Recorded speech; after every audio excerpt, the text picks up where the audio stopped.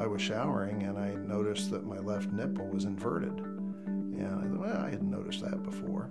There was no pain with it, no lumps. I couldn't feel anything associated with it other than it was inverted.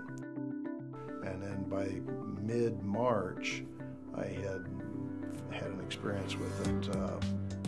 There was some drainage that was like a lymph-y type drainage that would come out and would crust around the edge of the nipple. And I get in the shower and it washed right off. There was no pain, no discomfort with it.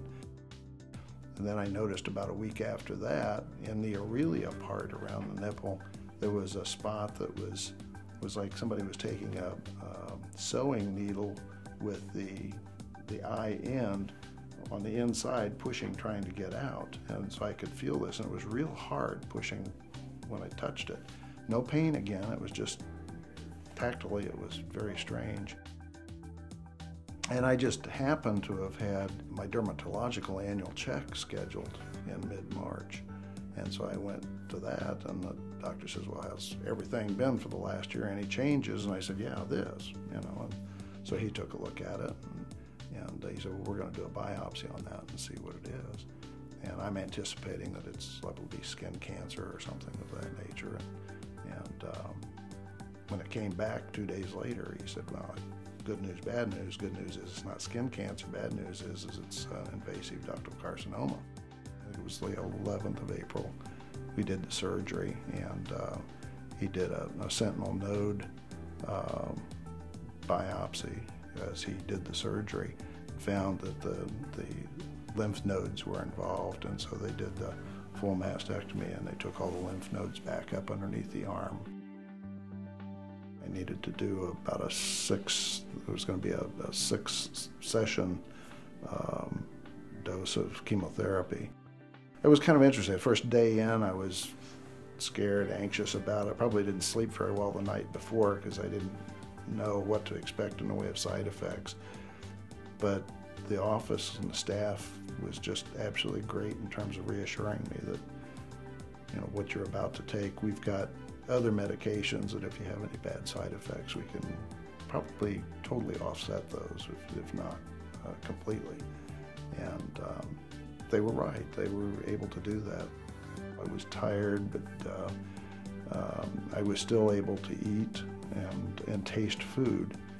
And then after about the third day, the food didn't have taste any longer. It was, as I described to my wife, this is either dirt or sand, but I can't tell what it is. And that didn't do a lot for our relationship on her cooking, because she's always been a marvelous cook.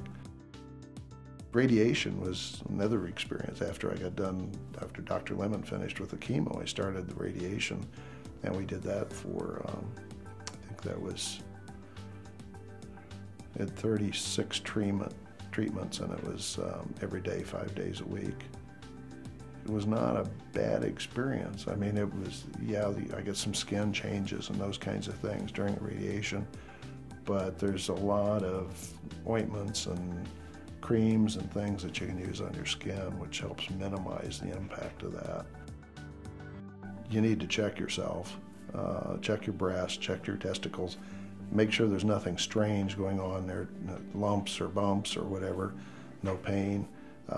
In the case of nipple, if it's inverted, have somebody check it pretty quickly. Maybe it's nothing, but that's one of the common signs of breast cancer is an inversion of the nipple. Don't ignore it just because you're a man, and there's nothing that's going to happen to you that's going to be so terrifying that you can't get through it. You'll get through it, and it'll probably end up being easier than you think it will. If you got a problem, if you have cancer, you just get it taken care of, because it's sooner is better than later. You know, if you think you got a problem and you ignore it, it's not going to go away. It's only going to get worse, and your odds rapidly diminish if you don't address it quickly. And you just want to get it early.